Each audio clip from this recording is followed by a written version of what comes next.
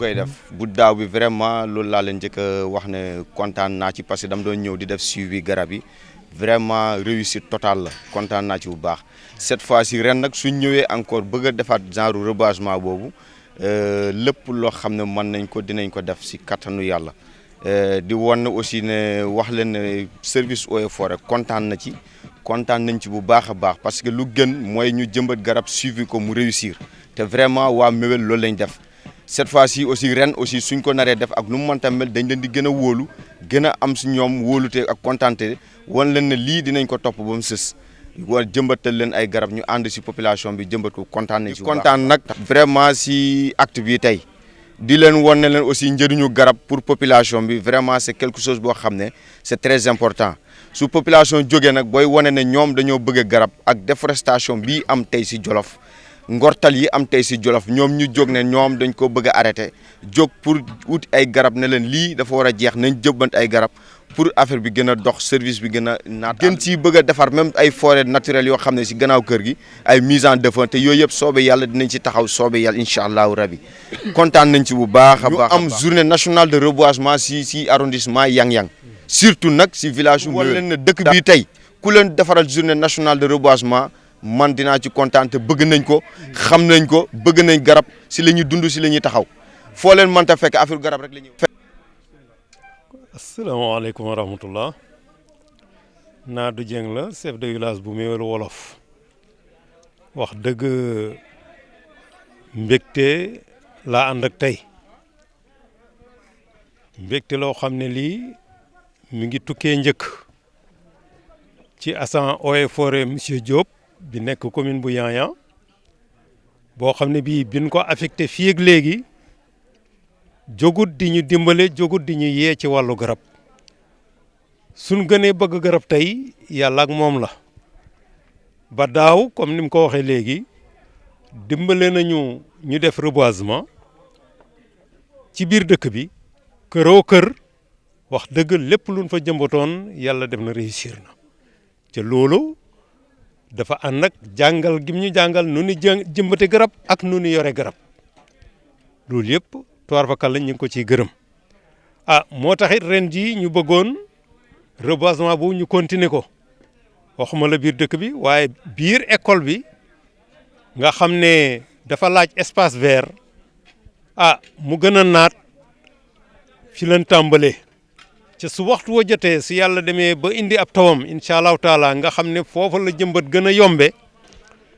biir dëkk beeg jumaa jeeg case de santé beeg ak li wër dëkk bi incha allahu taala danañ ko reboiser. di kontaante ci monsieur Diop mi fi ñëw ndax wax dëgg yàlla am ba mu ñëwee Yang-Yang ba léegi dañoo am kontaante lépp loo xam ne yàq-yàq la ci àll bi rek taxaw na ci kon ñu ngi koy sant di ko gërëm ndax du ñëpp melal ni moom de wax dëgg yàlla am forêt buy liggéey la ne la wut toogur guddi toogur bëccëg mi ngi ci àll bi rek ngir aar àll bi chaque jour mu woo ma na àll bi def man ko àll bi de wax dëgg ñu ngi ci taxaw rek kon yàlla na ko yàlla jàppale yàlla na ko yàlla yokk.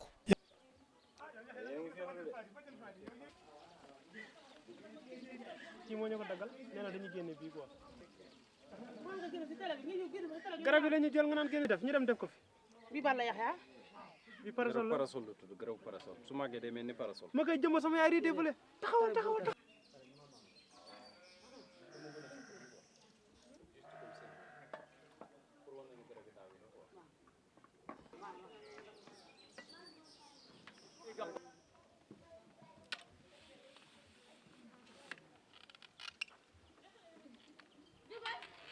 damay dellu kii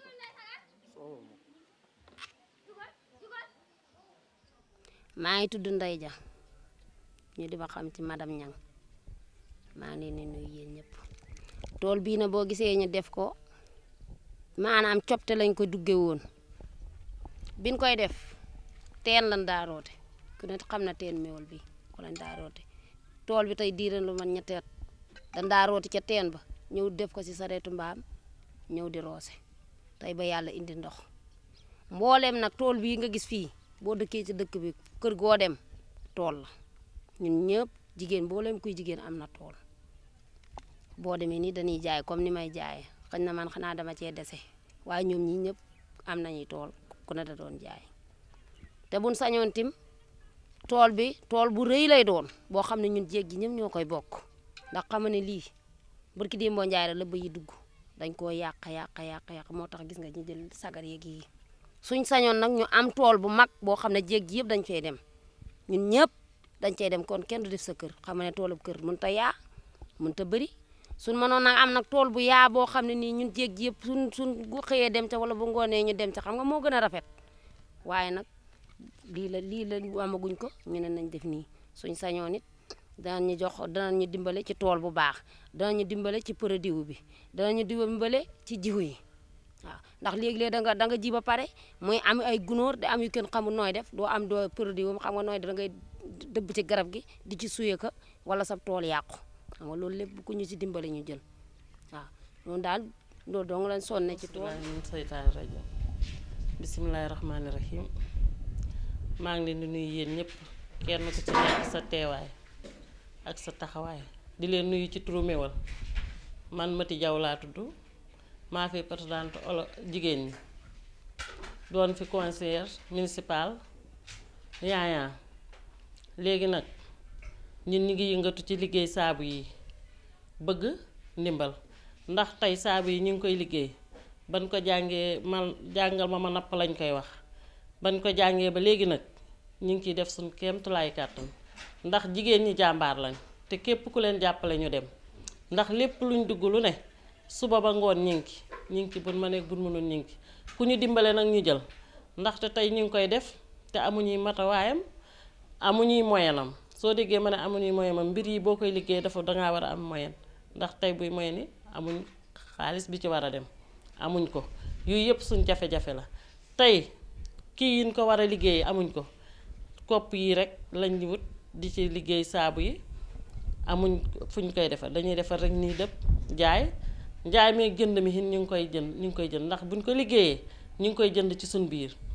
suñ ko jëndee ci suñ biir ñun ñi nga xam ne dañuy dem ay marché di ñëw ñu ngi koy jënd di ko yóbbaale ci marché yi waaye ba tey buñ sañoon ñu mën ñoo dimbale ku ñu mën a dimbale ñu ci yoo xam ne yi day am tamponné yu ñu ciy def yoo xam ne yi turu Méwal la buñ ko liggéeyee mën cee defi tamponné tool yi biñ ko yoree ñu ngi ciy liggéey waaye amuñ grillage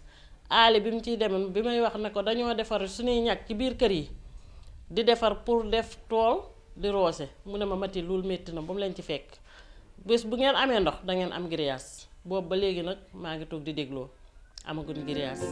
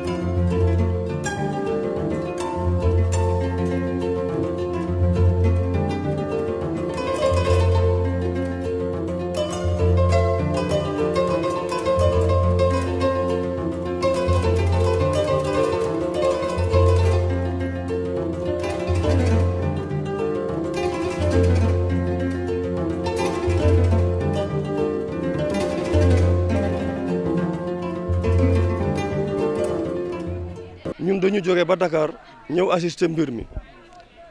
mi nag di organisation boo xam ne bii xale yi dañ koy def chaque année boo xam ne bii sag la sagu réew mi la sagu Jolof la ndax tey ay néew ji doole rek ñoo fi nekk te malgré nawet bi kenn ku ne xam na ne am na nu mu fa demeegul nañ ko bëggee ay néew ji doole ñëpp kenn ku ne jógee nga ci gox bi nga xam ne bii fa nga dëkkee teew nga fi xale yi aussi organisation bi tege na ci yoon accueillir nañ nit ñi ci accueillir boo xam ne bii kenn ku ci nekk sa xol sedd na ci sa ñëwin ci ni ñu la dalalee tubaar fakka la consultation bi lépp jaar na yoon. salamu aleykum mi salminimo mi juurima moɗon yeɗen jetta Allah jibina ko fof yo yaaru yeeso ko mbawɗon hikka fof yon mbawa ɗum wuuri ko ɓuuri ɗum liggeyo so moƴƴi sika waɗi ɗum hikka mbo wuuri ari yo ɓesdo safar o normali hande ngenague aduna o foof ala parti ala haydara ɓulel kalloso amali teskere dagantu ala fof neɗɗo heddi yimɓe fof gari tabarakallah hande ngenague kurkali liggi ko yo Allah waɗe rafet na rek laa ko gisee ndax dañ fiy ñëw ñu taxaw taxawaay bu rafet gone yi taxaw taxawaay bu rafet ne seen dëkk dañoo bëgg lu jëmmal seen dëkk léegi nag ñu dikk taxaw taxawaay bu rafet yàlla may am jàmm yàlla na yàlla defal jàmm nii ñu taxawee rafet na lool pañ mi rafet na judd bi rafet na dëkk bi am nañ ngor am jullit lañ am nañ sécurité it yàlla may am jàmm yàlla na yàlla am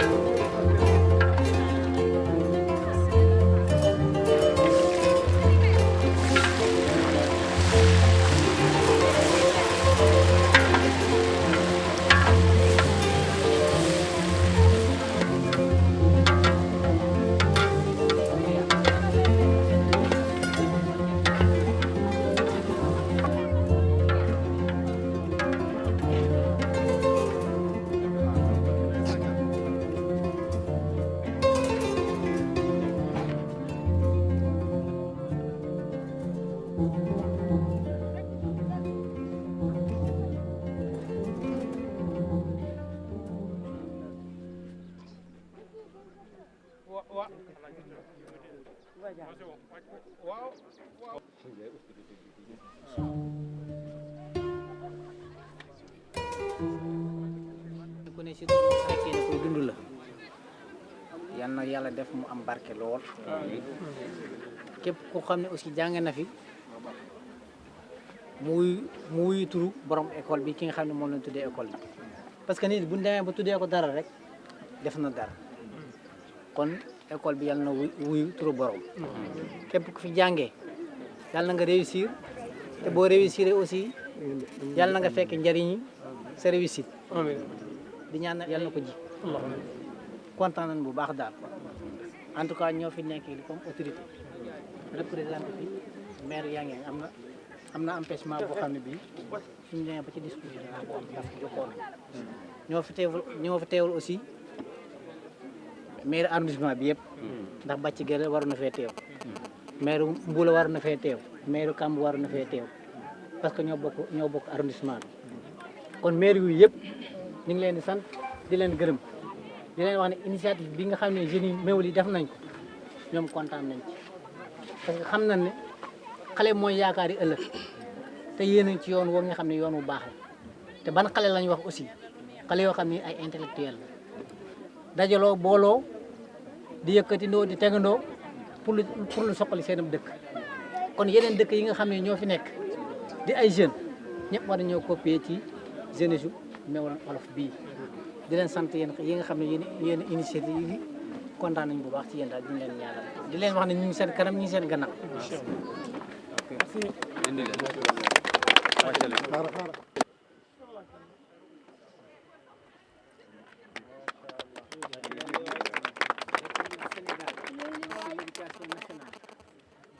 IEA Louga IEF Linguère école élémentaire Abdou Amina Dia Méoul Wolof. Merci.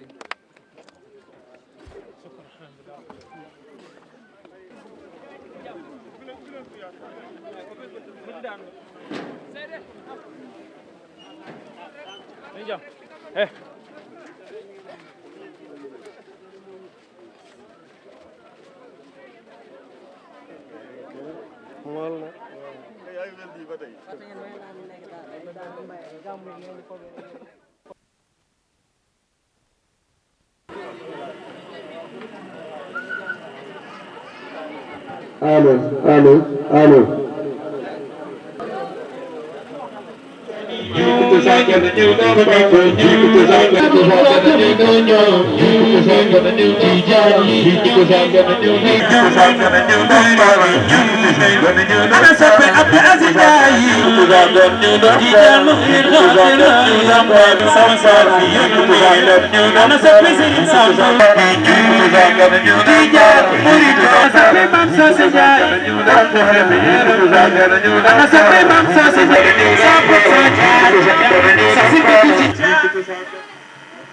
Asalaamaaleykum wa rahmatullah. Yéen ñi si gannaaw ñu ngi leen di ñaan ngeen jege si dañu commencé ndax guddi na. Bala ñoo démarrer activité yi li ñuy njëkk a def mooy def inauguration bu bees bi nga xam ne si teewaayu kilifa yi nga xam ne ñooy représentant des maires ak i maires yi fi toog. di ko tijjee ak ñaan comme ni ñu ko daan defee saa su ne si cérémonie bi. ci su chef de village pare danoon jox président association ànd suqali des médecins mu defal ñu bilan général ak li nga xam ne association bi da ko wutal ay blouse danañ leen présenter li nga xam ne mooy blouse yi école bi war a am. su remise des prix yi jàllee tamit danañ def présentation produit yi nga xam ne jigéen ñi danañ joxe tamit yeneen remise de prix boo xam ne bii moom si wàllu reboisement bi la ñi nga xam ne garab. Merci.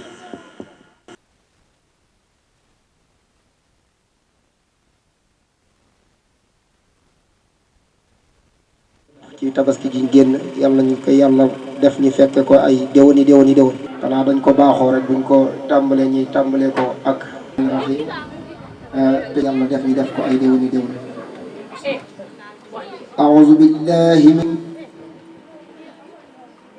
bismillahir rahmanir inna lil muttaqina mafaa'iqa wa a'naba دهاقا لغوا ولا كذابا حسابا تذكرة لمن يخشى وما في الأرض وما بينهما وما تحت السماء إنه يعلم السر وأخفى وهل أتاك حديث موسى إني آنست نارا آتيكم منها بقبس فلما أتاها مقدسة إلا أنا فاعبدوا وأقم الصلاة ولا يصدنك عنها نراه صدق الله العظيم. mooy le chef de village di monsieur Nandou Dieng mu def discours de bienvenue dalal ay ganam ñu doog a gën a continuer li nga xam ne mooy programme bi ñu fas yéene déroulé balaa gën a guddi. jàmm yal na yàlla fay leen aw yiw wax dëgg xol sedd na woote ñu wuy si la jóge ci gox yu ne ba gox yi gën a sore ndax gis nañ fi ñu jóge Dakar ñu jóge Kaolack ñu jóge anoor yi yëpp te sekere li wër méwal amaali mbëlëxe kalloosi nguy jéeri njaxate njaane lingéer sun mbokki penku bi xaal pulaar yi ñépp ñëw nan wax dëgg xol sedd na yàlla leen yàlla fay kon dal leen ak jàmm ci bés bii su nag cant day am na fu mën a tàmbalee waaye amut ab àpp ndax xol bu sedd jullit nag su xolam seddee sañ naa ñaan yàlla ca bokk na ci ñaan yi yàlla gën a gaaw a nangu kon yàlla na yàlla nangu ñaan gi. Cette jeunesse consciente, travailleuse, sérieuse, courageuse, ambitieuse et visionnaire peut constituer un espoir pour l'avenir de toute une nation par ricochet d'une localité. La jeunesse de Méouel, forte de son organisation, compte poser une gerbe d'action pour une fulgurance de la localité de Méouel et environ. Madame, mademoiselles et messieurs, vous conviendrez avec moi que le développement local n'est autre chose que les actions initiées par la population dans le but d'améliorer leurs conditions de vie. Cette synergie d'action constitue la pierre angulaire de notre développement. Comme le stipule Pierre Nardin, le défi le plus important du développement local, c'est sa capacité à changer les mentalités, à passer des mentalités d'échec et d'assister à des mentalités d'acteurs sociaux et économiques, à des mentalités de créateurs. L'ASM, consciente de cette urgence, ne cesse de réfléchir et de poser depuis sa création en 2016 des actes et projets allant dans le sens d'assister les femmes et les jeunes dans leurs activités génératrices de revenus. En effet, pour réaliser de telles ambitions, l'association And Suxali Méouel doit davantage impliquer la population, s'investir dans ces nobles missions pour que nous puissions ensemble continuer à innover et à porter le développement de notre localité de cœur. Ainsi, l'association And Suxali Méouel, véritable acteur de développement, doit davantage bénéficier du soutien de l'État, des autorités locales et des bonnes volontés. L'ASM, dans ses missions, a entrepris les actions suivantes. L'investissement humain qui est le 7-7 pour améliorer le cadre de vie des populations. Sous ce rapport, l'ASM lance un appel solennel à l'ensemble de la population de Méouel et les villages environnants à veiller à la salubrité des espaces publics et à éviter les dépôts sauvages d'ordures qui pourront porter atteinte au bien-être de tous. Le reboisement, qui est une autre activité, constitue une forme de régénération de la végétation et constitue du coup un aspect important à la préservation de l'environnement. À cet effet, l'ASM récuse avec la dernière énergie les coupes abusives ou non réglementées des arbres. Avec les prix des meilleurs arbres, l'ASM vise à encourager la population à pérenniser de telles actions. Avec l'avancée du désert et la rareté de la pluviométrie, le reboisement peut être une excellente solution contre ces phénomènes. La consultation médicale, une des épines dorsales de ces 48 heures, permet à la population d'accéder à des consultations générales et des soins dentaires de qualité. Également, nous offrons des médicaments gratuitement aux patients. Vu le nombre pléthorique de populations venues de partout, il est urgent pour l'ensemble des autorités d'appuyer vivement ces actions qui sont qualifiées d'humanitaires. Également, les postes de santé de Yang Yang, de Mbelexe, le district sanitaire de Dara, l'hôpital de Linguère doivent davantage appuyer nos médecins qui sont venus de partout. À ce titre, en ma qualité de président de l'ASM, je remercie de vive voix les médecins, infirmières et infirmiers, les sages-femmes et relais communautaires, les matrones qui, avec dévouement, ont pleinement répondu et assumé cette tâche. La récompense des meilleurs élèves par la dotation de fournitures et des livres. L'ASM intègre l'excellence comme une valeur fondamentale dans sa démarche. En effet, c'est l'occasion aussi de féliciter nos camarades, nos candidats du BFM et du CM2 qui ont obtenu une réussite de 100%. Je profite également de l'occasion pour féliciter l'élève Moustapha Dien du CM2 qui a hissé haut le drapeau de Méouane en faisant partie des 100 meilleurs élèves de la région de Louga. Il a occupé la 22e position. Cette réussite est une fierté pour toute une population, particulièrement pour l'association And Suxali Méouane. Cependant, l'ASM, soucieuse de meilleurs résultats scolaires, met en garde les plus jeunes sur l'utilisation des réseaux sociaux dont les plus usités sont Facebook et WhatsApp. L'utilisation démesurée de ces réseaux sociaux est à l'origine du fort taux d'échec et de la baisse des niveaux de la majeure partie d'entre vous. Sachez que ces moyens de divertissement constituent un couteau à double tranchant. Les innovations majeures de ces 48 heures sont la confection d'un lot de blouses pour les élèves et la nomination de l'école primaire de Méouane École Abdou Amina Dia. Ce dernier était un savant, un érudit et une dimension intellectuelle rare dans les sciences religieuses, notamment par sa mémorisation du Coran et son enseignement de qualité. Permettez-moi, chers honorables invités,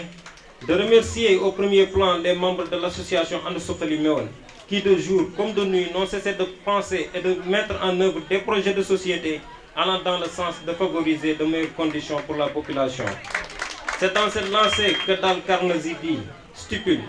la plupart des choses importantes dans le monde ont été accomplies par des personnes qui ont continué à essayer quand il semblait y avoir aucun espoir.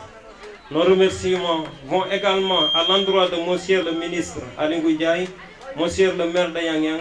le chef de village de Méouane, la présidente du mouvement Takku Liggéey de Méouane et la jeunesse et tous ceux qui ont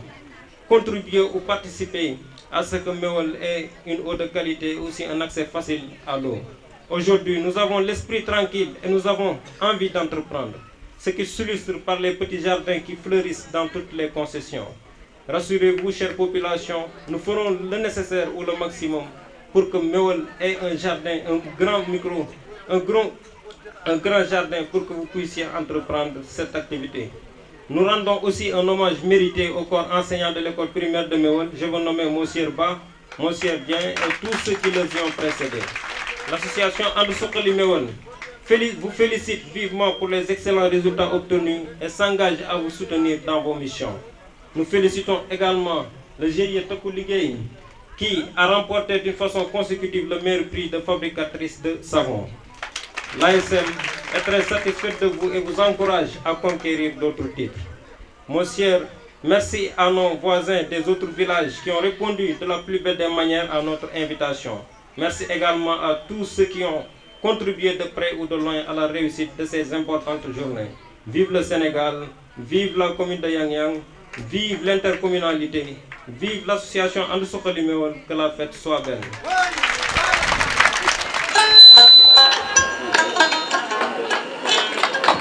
waaw ngeen gis ko blouse yu bleu la si gannaaw nag dañ see bind IEF de Linguère ki doon bind juum na ndax Linguère bi dafa fàtte li nga xam ne mooy U bi ñu def si école élémentaire Abdou Amina Dia Méololo ngeen gisandoo ko bu soobee yàlla su école tijjee xale Méol yi blouse yi la ñu sol di jàngi si nga xam ne kenn du xam ne kii papaam am na wala kii papaam ñàkk na ñoom ñëpp koy niroo jërë ngeen jëf. Ndiombane Dia ak su nijaay Ousseynou Dia Mam Bamba ñëwal nga wax ñu tey kan mooy Abdou Amina su ko defee mbooloo mi yëpp xam ki tudd école bi mooy kan.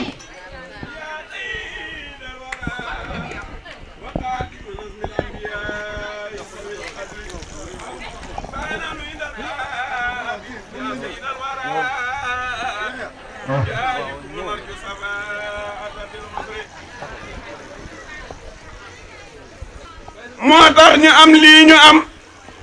Alhaaji Daawuda Dia moo yebal Abdou Amina Mballa Méouane mu dekk def fi lii mu def ndax Daawudaay mag yi Abdou Amina te yàlla def na lu mu wax ëllëg da nga gis résultat ba moo tax tey jii ñu tuddee Abdou Amina lii tey Mamadou Lamine Yaaman bayal xayraati yaa sayyidal wara wa xaatimin asmil anbiyaa sabil xadri faanaanu indal baabi yaa sayyidal wara bi jaayikum narju safaata bil usri وليس لنا في اليوم والقد منقذ سوى جائكم في حالة الديك والإتري داود ياك عبد أمين يينا ليغيال بور لاو ceddo yu doon géew di ndëpp di daanu ña nga naan jaaraama ñomaan penda Abdou Amina ak ñomaan penda ñooy góor fan doon géew di nëpp yéen a fa géewal yonent bi dellu géewal Cheikh Tidiane Sarif géewam askar te fesalu leen taalu leen geer gàdduwoo leen jaasi tiille woo bal bi lihiini wal yusri inna diinel mansoor mu ne ga war balaa foor day war moolu buur maam booy buuna alburi yéena ko yël bàyyi Mansoor mu dem bàyyi Mansoor neen la cay bàyyi alhaaji Lamin su la neexoon réere sab coona an la maskoor dan si doon barkeelu rek ndax li moom ndajem dul la moo tax bu sori moom ci jërëjëf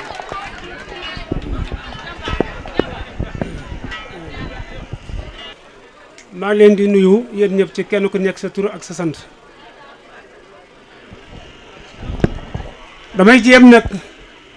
lu jafe la pour ma wax ci kii ñu tuddee école bi muy sunu bay Alaaji Abdou Amina Dia ndax bi yàlla dogalee nun ay tuut tànk lañu woon xëy na fekk nañ ko fi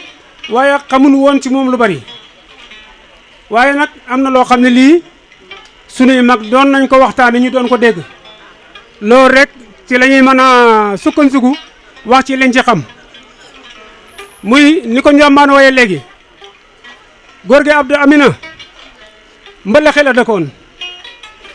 yore fa ay taalibe di def noor bu jot mu dem nooraani melax yóbbu ay taalibeem di ñibbi si mbalaxe di nawet si ba yàlla dogal benn noor mu dem noori melax defar lu fa kër defar fa ay néegam ba mu defaree néegam ba pare mu yónni genn góor su ma fàttiwut ci niñ ma ko waxee woon góor gi mooy bay Ami Sala Jaw moom Serigne Moussa moom la yónni ne ko demal ma mbalaxe soo demee nga indil ma njaboot ga bi yàlla dogalee mu ñëw mbalaxe fanaan ba ba set xam nga wàllu yu yàlla da koy wan Alaaji Daawuda gis ne kii ñëw am na lu ko yëkkati waxagut ak moom waaye li ko yëkkati Alaaji Daawuda xam na ko bi ba setee Alaaji Daawuda woolu ko ba mu ñëw mu ne ko ah yow lu soo du doonoon say tànk mu ne ko man day góor gi Abdou Amina moo ma yónni woon ne naa ñëw fii jël si njaboot gi yóbbu leen melax dafa bëgg a dëkk melax mu ne ko waaw mu ne ko bàyyi fi njaboot gi dellul ak sa fas boo demee nee ko Alaaji Daawuda ne nga ñëw wuyu ko tànk ak tànk ba mu demee mu wax ko bay Abdou Amina daal di jóg topp ci moom bi yàlla dogalee ñi ñëw mbalaxe bi ñëwee mu nuyu góor gi muy bay Alaaji Daawuda bay Alaaji daan ko yow lan moo doon sa pasteef mu ne ko man day dama bëggoon a toog melax defarlu naa fa kër defarlu fa ay néeg bay Alaaji Daawuda ne ko déedéet foofu du sa dëkkuwaay ñibbisil fii boo ñëwee nga farama penku waaw ñibbisil boo ñëwee nga farama penku dafa sa daara di jàngale moom bay Abdou Amina yàlla da ko defaloon loo xam ne jafe woon na lool borom xam-xam la woon bu saayir borom xam-xam la woon ci baatin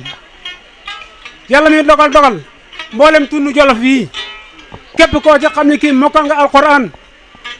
te tawi woo ci kanam Abdou Amina Dia bam ne la mokkal nga mokkala ko il faut nga ñëw ba ci moom boo ñëwee tari ci kanamam mu ne la mokkal nga ñëpp soog a appuyer na yow mokkal nga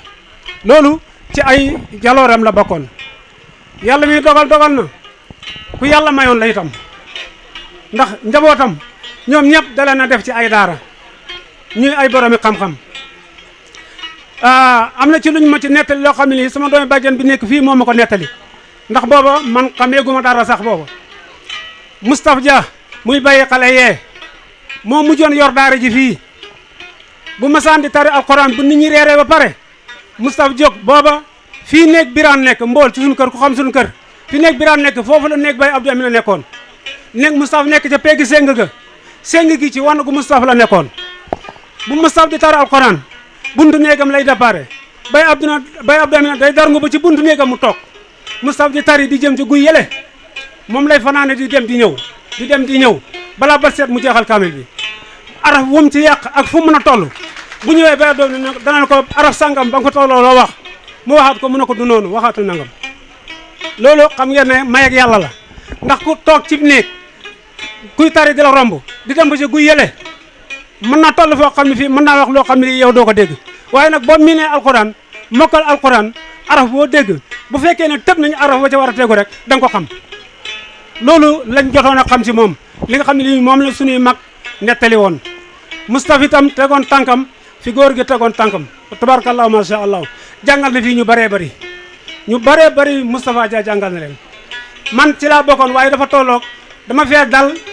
nekkoon am caat ci kër gi nanguwumaa jàng ñu soog ma fee jëlee sànni ji ma ñiibi loolu ma yóbbu ñiibi waaye ñi si rees ñëpp muy am man njaay ñoom ama si yéen ak sambay leel yéen ñoom ñëpp fi lañ jaar ak as mbeng kaloosi ñoom ñëpp fi lañ jaar ñoom ñëpp jaar nañ ci kër gi ci daara ji ak ñeneen ak alaaji sëriñ Moussa Dia mi jaar na ci sama bay Abdou Amina ñoom ñëpp jaar na ci ak ñeneen waaw alaaji Lamine Dia ba ci alaaji Amadou Diarra yéen ñoom ñëpp jaar nañ fi waaw boobu sagar yéen ñoom ñëpp jaar nañ ci waaw wallaay ñoom ñëpp jaar nañ ci fa tabarakallahu masha Allah li ci nekk nun wax dëgg dañ cee lott ndax ay mbiram ñu dañoo nekkoon ay tout tànk xamuñu woon ci moom lu bari liñ ci xam ko si néew suñuy mag ñoo ko nettali rek ñu dégg ko moo tax ñu mën a wax loolu waaye xamuñ ci moom lu bari fa tabarakallahu jërë ngeen def gone yi nag yéen waa dëkk bi njaboot gi di sëti alaaji sëti Abdou Amina sant lan leen fa sant yem fa mu commencé waaye amutal yemukaay de ndax defal ngeen lay xool ni lii lu neex ci xol la école bi kuñ koy tuddee ñu ne Abdou Amina Dia neex na ñëpp yal na leen yàlla fay gone yi amuñ seen fay kontaan nañ lool yal mi am fay yal na leen yàlla fayal boppam xam-xam bi nekkoon ci Abdou Amina Dia ak maanu tëgga lépp yal na ko yàlla sotti ci biir école bi ku fi dugg ku ne yàlla boo génnee ak nen yàlla na nga yóbbu bi jaay rasulullahi sallallahu alayhi wasallam liñ ci jotoon a am maître yi fi njëkkoon a jaar def nañ fi loo xam ne lu jafe la woon fii ci Jolof muy say élèves def examen am 100% ñoo ko fi defoon nañ ko fi ñu ne deetuwaay ren monsieur Ba defaat na ko fi xam nga ne loolu yombut waaw xam-xam bi nag yal na ko fi si yàlla saxal wala yi nag bu tëddee lay soog a gën a mën a liggéey gis nañ ko ñaan nañ ko yàlla na gën a jàppale taalibe yi jànge fii ci école bii ñëpp yal na ñu nekk ay boromi xam-xam salaamaaleykum wa rahmatullah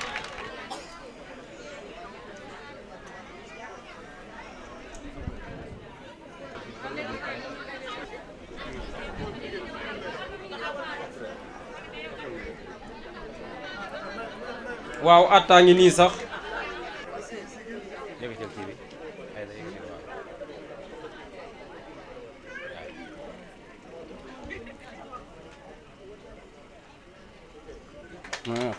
merci léegi tamit ñu jàll ci ñi nga xam ne mooy classe 4e yi di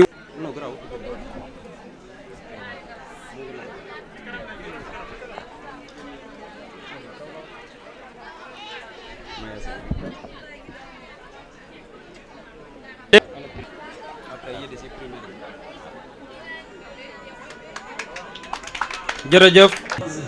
ربي رسولك النبي الأمي صل عليه سابع القدي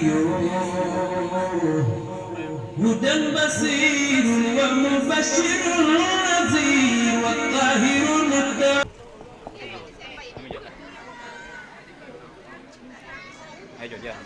jërëjëf alem boobu man mii tamit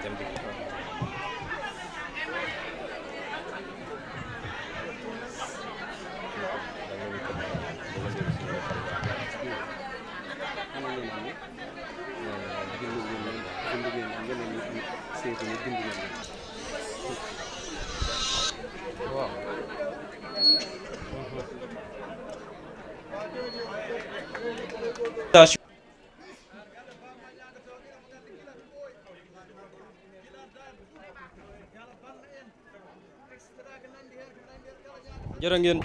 ngeen jëf mas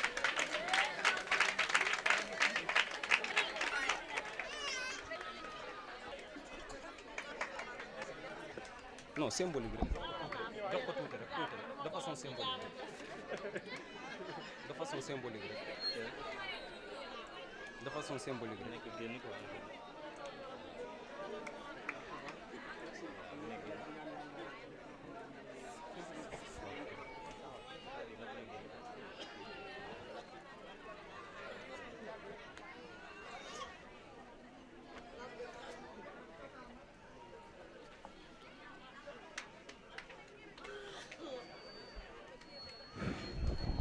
che boy seetloo nga leen sonn ba bëgg a dee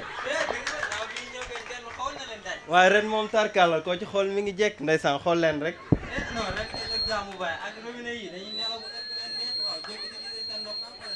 ah alhamdulilah lii moom wax dëgg fa yàlla xaw ma ku leen ko indil waaye yàlla ñu leen yàlla fayal àdduna moom nii la amul solo xam nga lu métti yàggul te loo gis rek day jeex donc loo muñ rek fekkee njariñ bi mais booy ñun yegg si nañ de kañ nuyoo bokk nañ nuyoo asalaamaaleykum mbokk Sénégal mbokki Méouane nuyu nañu leen sargal nañu leen. bonsoir bonsoir. show man étudiants yi daal dañoo waane ñoom daal fu ñu dem rek ba na fa seen bopp may wax mu jël làmmiñ ñu nagam bi na ko batt ji dox gi ay man kii yàlla bu mu rey boppam. xam nga li may xoobaat yow kooku. kër nga nag kooku. baal yooyu li teg nga tudd indi nga bëgg a génne ay jaasi lii intention bi rek yow code pénal da lay tëj moom gaaw na di loolu gaaw na di dama fay def dara. da lay tëj léegi xoolal moo la moo la ni lii dépassé nañ ko xoolal seen Méouane bi tey am 100% si lii bi si CFE bi xam naa ni jàngoo man jàng naa de jamono ji ñuy am école fii nii ci mbaar mi diggante ñaar sengi monsieur Sané bu xàccee yar bi rek mu bëtt sàkket bi daal daw ñibbi jàng naa de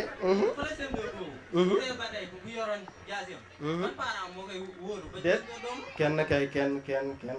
waaw léegi daa ma jox la beneen exemple xoolal docteur ba tey ak équipe ñaata nit la ñu fi faj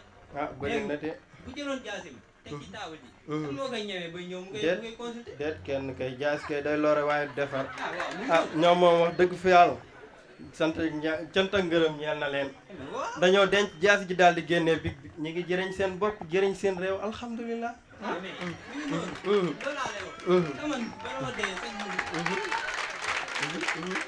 bala ma dee ngeen topp étudiants yi chaque jour étudiants yi dañu waane étudiants yi amuñu njëriñ loolu moo am de xam ne étudiants yi buñu demee ñu jàngi lu mu yàgg seen ndóobal mooy ñëw defar seen dëkk suxali seen gox bu leen feebaree ñu leen di faj waaw dëgg la de léegi leen soxla ñu defal leen ko mais yow sax may wax ngay wax sama laaminu nag lii nga sol ñu xamul paaru mbaa nga ngeen xamul doom da nga di gone Cheikh Anta Diop mi créé université Dakar sax dafa bàttee bind ci Maylouz lii mooy Maylouz est-ce que xam nga Maylouz 39-45 di deuxième guerre mondiale ba tubaab bi nekkee ci bureau ba ca Ndar daal yónni monsieur le gouverneur mu dugg biir Jolof jamono jooj ndeysaan paa yi ñu ngi turt waaw ñii cere la ñu dundee ñii laax ñii di jàpp kéwal di lekk keroog bi ñu leen yebee ci oto bi paa yëpp daal di génnee Maylouz keroog ba guerre bu tàkkar naa see ñu firi Maylouz daal di rangaloo bali naan paw ba fii mooy wax ak yow benn bal duggul lii mooy cosaanal Maylouz maa la ko wax allahu akbar déet yow Maylouz bi taxul mooy wax nga bëgg maa tiir déedéet Maylouz boobu der mbëtt lañ ko defaree te man mii Maylouz chinois bi laa sol gars yi tamit de xool lii ngay def man étudiants yi daal li moo tax ma naan étudiants yi dañoo doy waar lii moo tax buntu université biir université xeer yëpp gouvernement bi jël na denc leen ndax da ngeen mën sànni xam naa ne ay ajukatu buy dëgg ngeen yéen te man tamit bala maa dee ngeen naan affaire bi jàng la mais wuy ma tey bu ñëpp demee jàngi kan moo fi des tey suñ suuf su maam su yaatu sii tey buñ ko béyul du gentam il faut ñu béy ko parce que mbéy day suqalim réew am déet tey buñ sàmm tey bu ngeen ñëwee da ngeen see ñoom tabaski gi étudiants yi ñoo gën a jeexal yàpp yi maire yi xam nañ ci dara am déet donc il faut ñu sàmm il faut ñu béy ndax yooyu ci suñ culture la bokk ci ñun la bokk donc beneen exemple tey yéen a ngi naan ay reboisement n'est-ce pas mooy jëmbat garabam waaw tey seen garab yi kan moo ko toppatoo yéen déedéet ñi ci dëkk bi ñoo toppatoo garab yi ñoo koy arrosé di def ci paan ndox sonni ci ba bëgg a dee donc leen daal leen rek laa leen informé leen daal la leen di waxal léegi daal naa la bàyyi ak sa làmmiñ nag ñu àndandoo doxal ñun daal lii la ñuy wax wasalaam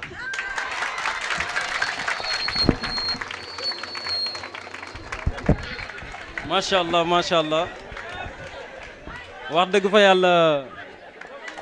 intervention bi am na solo lool te gis naa ne ñëpp a ngi reetaan kontaan ñu ngi leen di sant di leen gërëm muy ay doomi dëkk bi rek di doon loo xam ne dañ ko def pour sensibiliser yaakaar naa ne nekkee ngeen fi reetaan dégg ngeen message bi nga xam ne tey ñoo lan doon faire passer di leen wax rek ne ñoom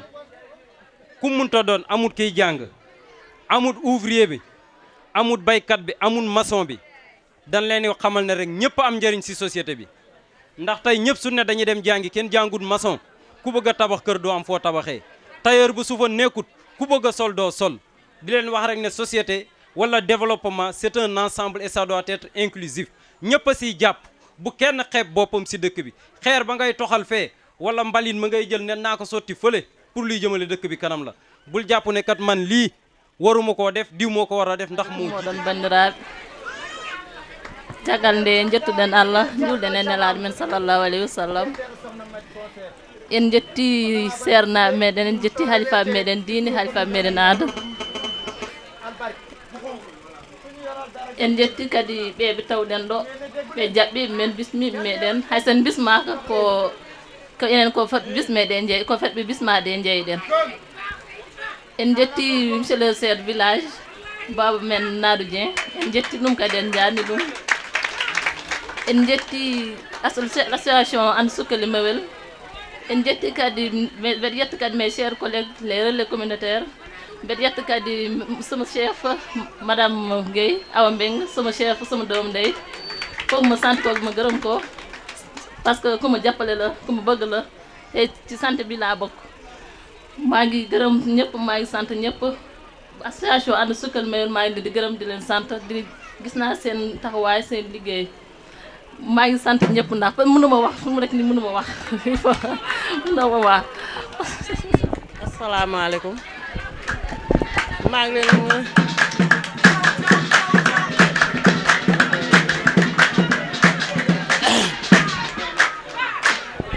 Assane kaay kaay asalaamaaleykum maa ngi leen di nuyu yéen ñëpp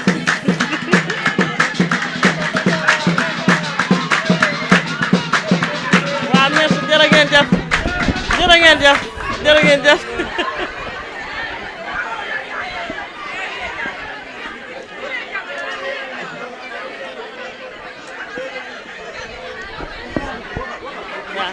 asalaamaaleykum bu xonk bi asalaamaaleykum maa ngi leen di nuyu yéen ñëpp kenn ku ci nekk turam ak santam jërë ngeen jëf di nuyu sama mbootaay gi gis naa seen lal gi lalli naa ko yéen ñëpp maa ngi leen di nuyu yéen ñëpp kenn ku ci nekk turam ak santam di ñaan yàlla nii ñu commencé ci bisimilahi rahmaani rahim yàlla ñu ko eggalee ak alhamdulilahi rabbil alamin dama ne xuus tekk la jiite yaay njàmme jaw ku mu jiite nga ñeme xuus tekk la jiite ma ne xuus tekk la jiite yaay njàmme jaw ku mu jiite nga ñeme xuus tekk la jiite waaye xuus tekk la jiite yaay njàmme ku mu jiite nga ñeme xuus tekk la jiite xuus tekk la jiite yaay njàmme ku mu jiite nga ñeme xuus tekk la jiite yal na la jik amiin mayal ma ñu am ci bokk rek la jik amiin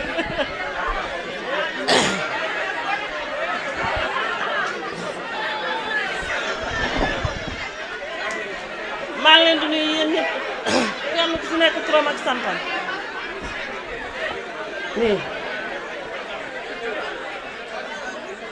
maa ngi leen di nuyu di leen gërëm di leen sant niñ ko commencé ci bisimilahi rahmaani rahim yàlla na ko eggalee alhamdulilahi rabil alamina di leen wax ne nag yéen waa Mewel ak waa Mbalaxe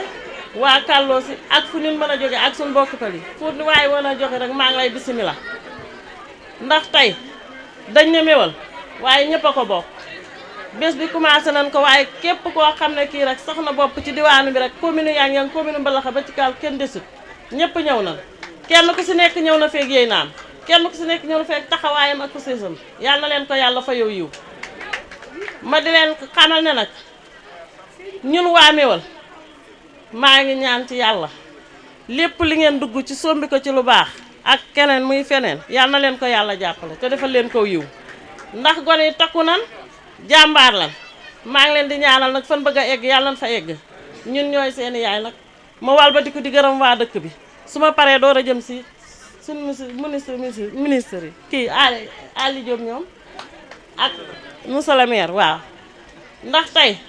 damaa nekk si dëkk bi ñu doyloo ma ak samay nawle fi ne ñu doyloo ma lu ma def doy na leen lu ma wax doy na leen seetuñ ne lii neex na leen seetuñ ne neexu leen ku ci gën a ndaw balaa def dara na ndey mati te mënoon na leen cee fekk ma ak samay nawle fi ne ak ñu ma mag waaye defuñ ko ma di leen ci sant nag di leen ci gërëm xam ne xeebu leen ma benn yoon bulul passé ma walbatiku di gërëm Issa Mbeng munuma laa fay yàlla na la yàlla fay dañoo ànd ma nekk jigéen nga nekk góor te lépp loo dugg yaa ngi may waxal mati jaaral nii mati defal nii te man xaw ma dara suma politique yéen mënumaa politique waaye yaa ngi ma jiite looy def lu ne ma mati looy wax ne ma mati mënoon na la cee bañ a fekk. suñ chef de village bi mooy sama najaay waaye tey la ma waxoon laay waxaat ragaluma dara ndax moom lépp lu ma bëgg a def dama koy def lu ma bëgg a wax dama koy wax su ma amee mu def su ma amul mu def fu ma bëgg a jaar fu ma bëgg a jaar ak sama mbootaay jaar ragaluma fenn fépp fu ma bëgg a dem ba ci ñii ñëpp ku wax ne ndey mati ñoom soxna kenn desut ku wax ne ndey mati te mënoon la cee mën a fekk man tanewuma leen xanaa li ñuy fekk damay naxal rek waaye man xaw ma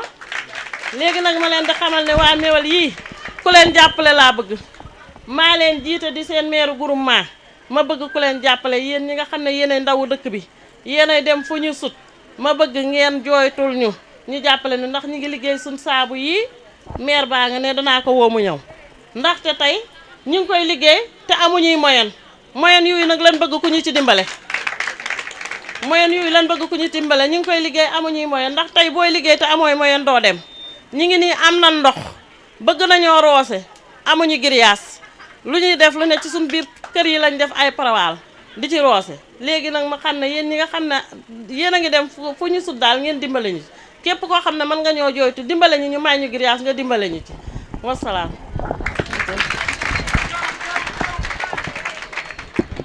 micro jardin yi fi nekk yëpp si biir kër yi lañ koy def ndax ñoom jëndatuñ bisaab fenn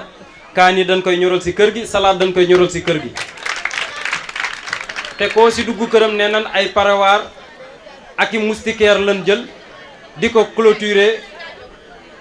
pour di nga xam ne di def li nga xam ne mooy seen micro jardinage te it seen saabu yi lii maa leen koy waxal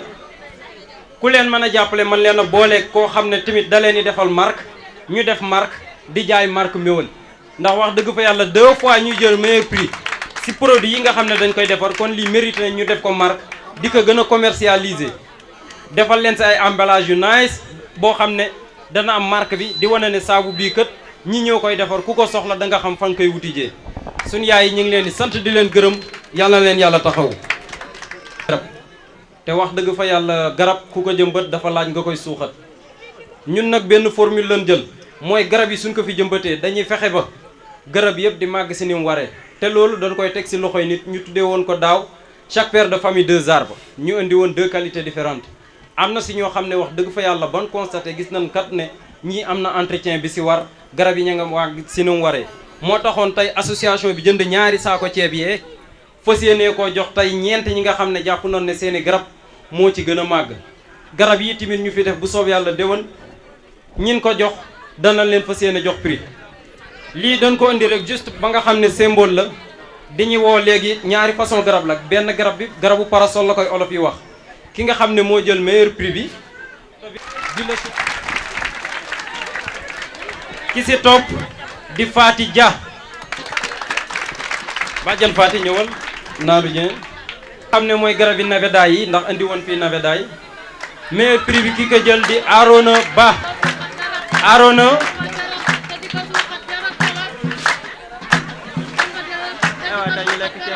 ana Arona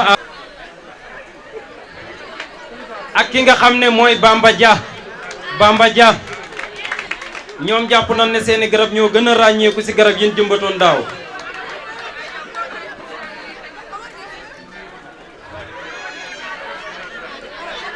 Arona ñëpp jàpp ne garab yi ñu fi jëmbatoon daaw teg ko si loxo famille yëpp yéen la seeni garab gën a ràññeeku croissance bi gën a jaar yoon ñu ngi leen di sant di leen gërëm si toppatoo bi nga xam ne doon ngeen ko toppatoo garab. alhamdulillahi rabbil alamina alhamdulillahi rabbil alamina alhamdulillahi rabbil alamina waaw lu tax ñu wax ko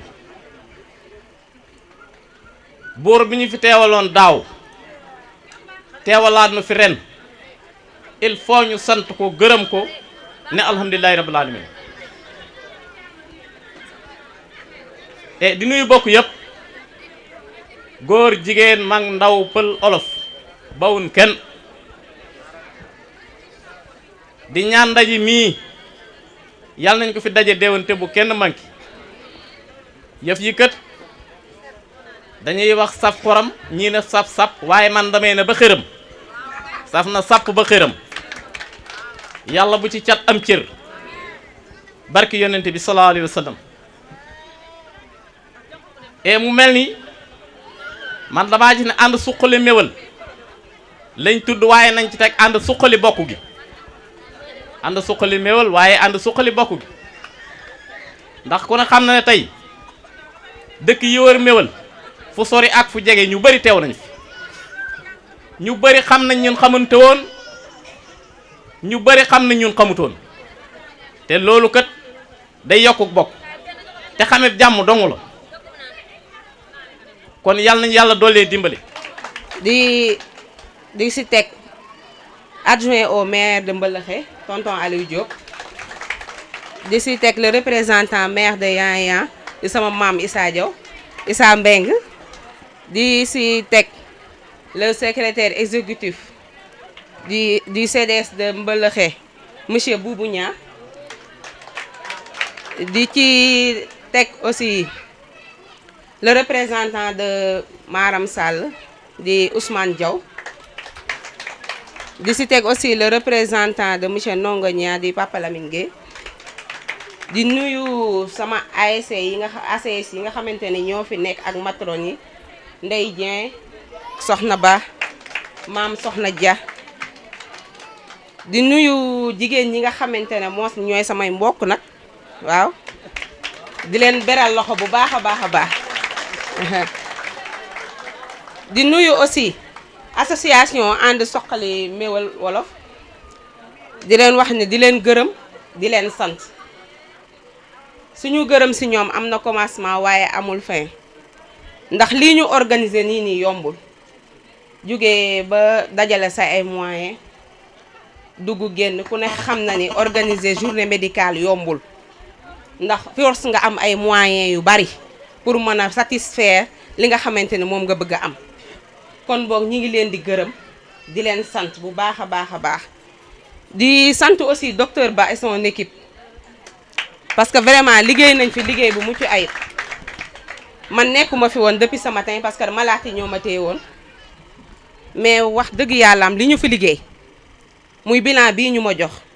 ñu ne consultation dentaire maanaam ñi consul faju ci mbaa wàllum bëñ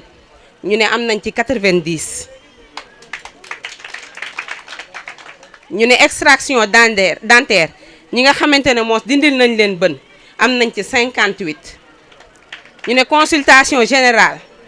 ñu ne am nañ ci 200 pédiatrie 149 loolu lépp soo ko boolee muy 439 malades 439 malades boo ko man su ma ko bëggoon a consulter ci benn weer fi laay yendu fi laay fanaan kon boog équipe boobu noonu gërëm nañ leen sant ngeen di leen wax ne leen même paracétamol sax ku ko yëkkati may la ko te yëkkati ko ci xaalisam jënd ko ñëw jox la ko nga naan ko sa bopp sedd danga koo war a sant danga ko war a gërëm kon boog am na seen ñi ngi leen di gërëm di leen sant may gërëm aussi ñi nga xamante ne ñoo nekk ci case de santé bu Méwal Wolof maam Soxna moo fa nekk Ndey Dieng ak suñu maam Naadu ndax dañu fi ñëwoon ñu amoon AC comme Naadu bu ndaw moo fi nekkoon mais ñu am un contretemps boo xamante ne parce que wax dëgg yàlla. salaamaaleykum. kaay.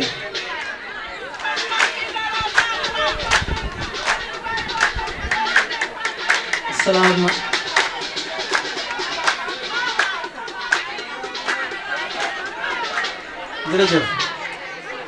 asalaamaaleykum mbokki Méwél gannaaw bi ñu sant yàlla julli ci yonent bi mi ngi ni këtti nuyoo boo xam ne bii mi ngi jóge ci honorable député Aline Dia au conseiller yàlla def na moom moo fi bëggoon a teewal boppam parce que def na woon cette fois-ci man maay demal sama bopp première édition lañ defoon mu neex lool réussir yaakaar naa deuxième édition bi raw na ko lu tax raw na ko mooy boo xoolee tey 439 patients ñu faj leen fii ci Méwél am lu ci aw wax développé na ko kon loolu rek doy na bu loolu wee ñi ngi nuyu aussi association ànd suqali Méwél man léegi du ma tuddee ànd suqali Méwél ànd suqali Jolof la parce que lu tax muy ànd suqali Jolof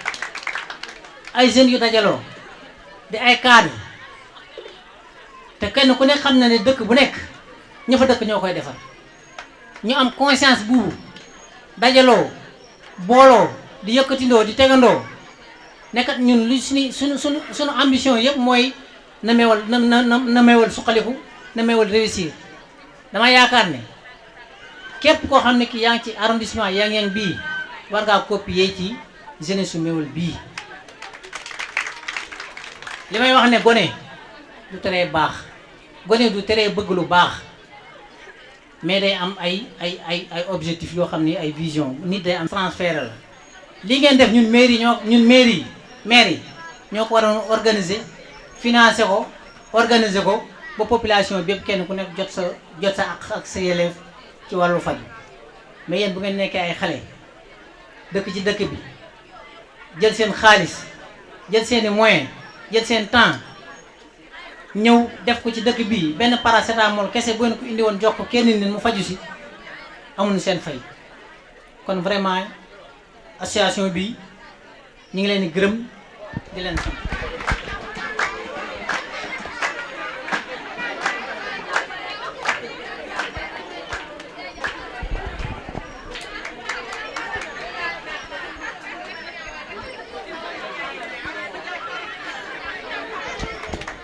jërëjëf ñu ngi leen di nuyu yéen ñëpp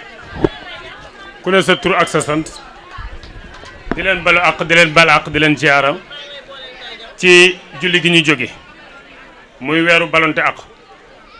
kon kàddu yi ñu fi sànni tey mooy li nga xam ne indi nañ ko fi benn bi mu jógee ci ndigal muy suñu kilifa monsieur le maire de la commune de Yang-Yang Mohamed Sène benn bi nga xam ne moo jiitu muy ci sama wàllu bopp ci fi nga xam ne fi laa nekk muy commune Yang-Yang en tant que président commission culture de commune de Yang-Yang kon bu ne journée culturelle bi man am naa ci sama wàllu bopp muy sama part kon li ñuy jiital ci nuyoo bi rek mooy di dalal gan ñi nga xam ne tey ñëw nañ ci biir commune bi ñu jóge fépp nag ci wàllu Sénégal ndax am na ñu jóge Kaolack am na ñu jóge Dakar am na ñu jóge feneen am na ñoo xam ne jóge nañ ci yeneen collectivité locale yoo xam ne du bokku ci Yang-Yang wala bokku ci département Linguère kon ñi ngi nuyu yéen ñëpp di leen dalal di leen bismillah rawatina ñi nga xam ne nag ñoom la ñu lëngoog mooy suñu mbokki mbalaxe kon ñi ngi leen di bismillah di jiital ci nuyoo boobu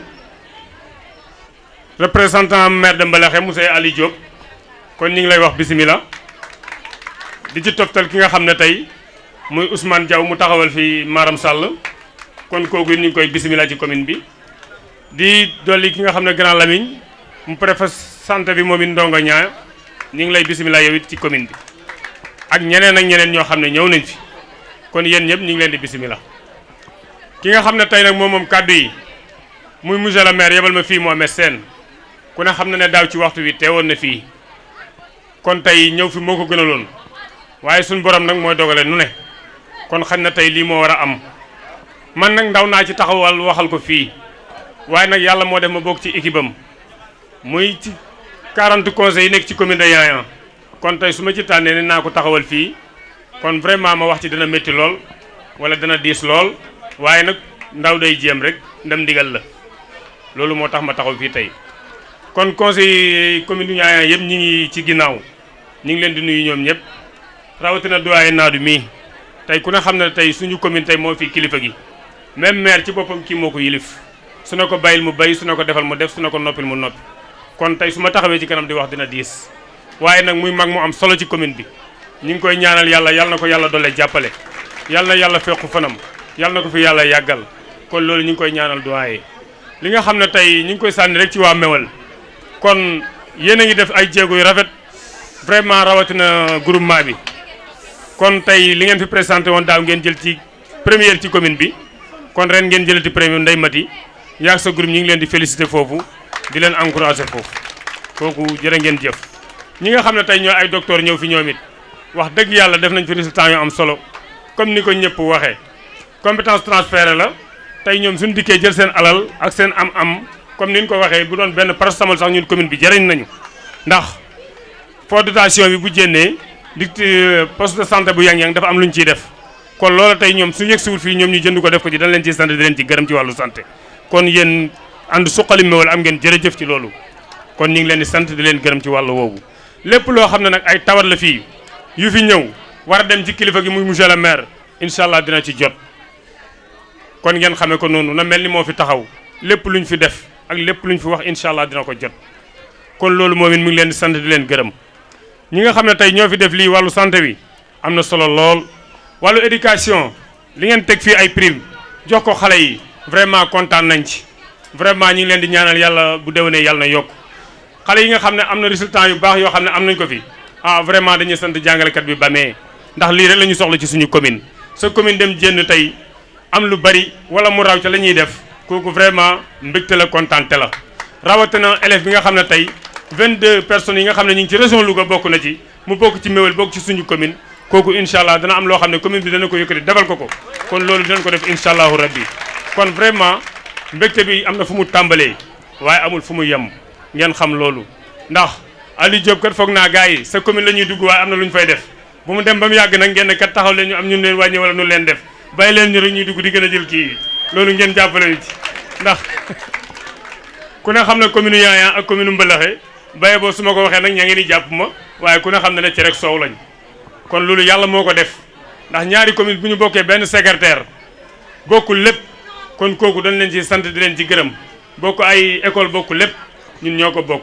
ndax vraiment campagne yi bu amee maag maire fu ñu du taxaw amul fu ñu du dem amul waaye fu ñu dem dana fa fekk Aliou Diop dana fa fekk Boubou Niang muy Nguy Jéeri muy Yaya muy Kallosi fu ne la ñuy jël seen tabax salle de classe bii Mewal tey ëllëg si biir am na feneen foo ko war a yóbbu ëllëg si biir am na feneen foo war a def leneen kon ñu jàppee ne ñun tey bu ñu defee fii ëllëg feneen moo aye loolu rek moo tax ñaar nag dafa diisoon loolu ci commune Yang-Yang waaye yàlla def na benn bi jàll na muy ndoxum Mewal fu ñu toll lu leen doon ñaan suñu borom defal ñu ko yàlla mi dara tawu def na daaw taxaw nañ fi wax ci ren yàlla sottal na kon point boobu jàll na Ndeye Mati nag li nga wax ci affaire tool dégg nañ ko li ngeen wax ne bëgg ngeen ko ci grillage ak yooyu dégg nañ ko waaye nag ndox mi moo ëppoon solo ndax ndox bu amul kenn du xalaat tool tey bi ndox amee lan xalaat tool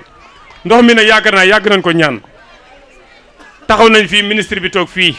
xam na googu tàkksaan yàggutoon lool te ñun ñoo ko defoon fii te maak moom ñoo àndoon fii keroog bi ngeen ne ndox lañ soxla mu ne waaw dëgg la waaye ku am ndox ku ne courant kon tey ndox jàll na courant moo ci topp